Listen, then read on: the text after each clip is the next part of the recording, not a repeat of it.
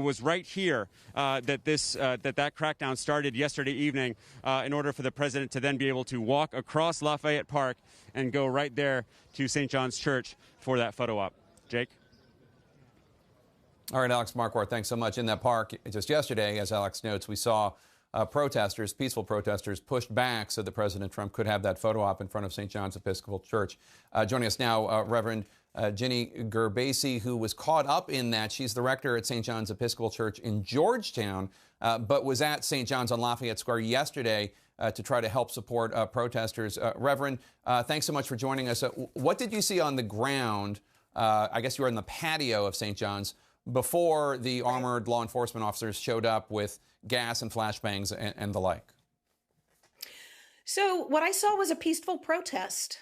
And what I had seen all day was people using that space as really a respite, a place for prayer or to sit. There was some shade at one point. And as we got around 6:15 or 6:30, what I began to see was the police that had previously been deep into Lafayette Park beginning to move toward H Street.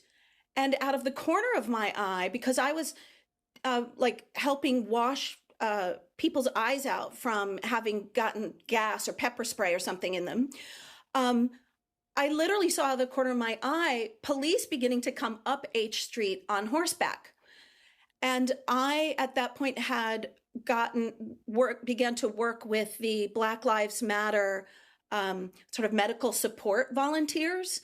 And we were, handing out water and paper towels with eye wash on it and that sort of thing. And increasingly, we began to see those little tracers of smoke and the sounds of explosions, which I guess are those flash grenade things. And what was your reaction when law enforcement started to push in and people had to flee? I know some people complained about being hit with rubber bullets and the like. You had to flee too, right? Because whether it was tear gas or some sort of gas with an irritant was bothering you as well. So I was completely stunned, really, because I never would have imagined that I would look up and literally see an entire line of police officers all in this heavy military gear, all black, and these shields, literally pushing and shoving and driving people off of the church patio. Like, I looked up and there they were. And I was literally helping wipe away tears in people's eyes and try to tend to them and help them on the grounds. And suddenly the police were pushing us back and the people were dropping to the ground afraid. And they were, when they'd hear those flash sounds, they thought they were being shot and people were running at us. And literally at some point, when I looked up and the police were so close, I had to just grab some things and run. And what you said that Holy Ground was turned into a battleground yesterday, and then ultimately, obviously, it was because President Trump wanted to stand in front of St. John's and hold up a Bible. He didn't read from it. He didn't go in and pray, as many presidents have, and I believe he has in the past. It was just for a photo op, and the White House then put out a video minutes later, essentially. What was your response? That's what this was all about, was so President Trump could stand in front of St. John's and hold a Bible? So I was already stunned and shocked and deeply, deeply offended that they had taken what had become holy ground and had been holy ground for 200 years and literally desecrated it, turned it into not a metaphorical battleground, but a literal battleground with those officers and those heavily armed, and just the aggression and the hostility and the innocent protesters driving them off of church property for whatever reason. At the time, I didn't even know why. That already desecrated that, already turned holy ground into a literal battleground.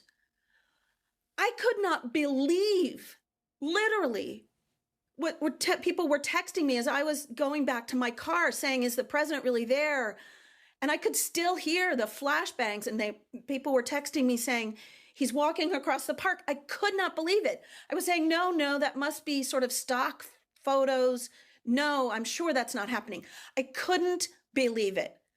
And when I realized that people had been hurt and terrified for a political stunt,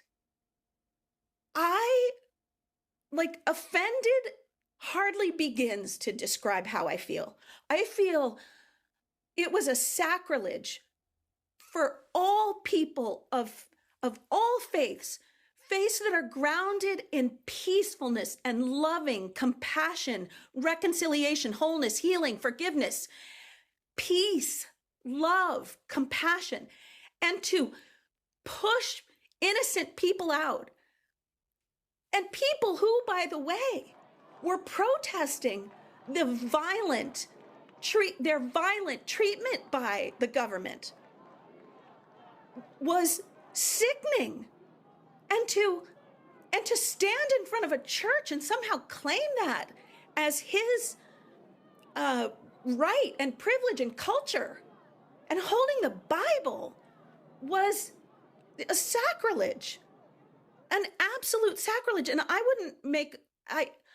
I'm not joking when I say I would rather the president live by those words of healing, wholeness, compassion, love, peace, generosity, care for those who have been marginalized. For him to turn that book into a prop, for him to turn that holy ground into a battleground, for him to turn that holy ground into a photo op is a sacrilege. And I offended begins to describe how I feel about it. I feel heartbroken, and the images of people running and crying and dropping to the ground because they thought police were shooting real bullets instead of rubber bullets was heart-wrenching. And yeah, I breathed in some of that. I was coughing, and my seminarian tears were streaming down her eyes as we were trying to rinse out people's eyes. But why shouldn't I put up with that? Like that is what a person of faith does, right? You show up and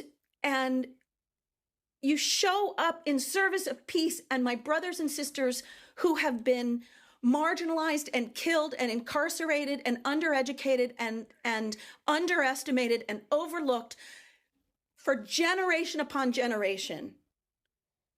And for that man to take that witness of presence and peacefulness and shoot tear gas or pepper spray or whatever those canisters were, and those little exploding things and rubber bullets and the show of force was not the kind of faith I have.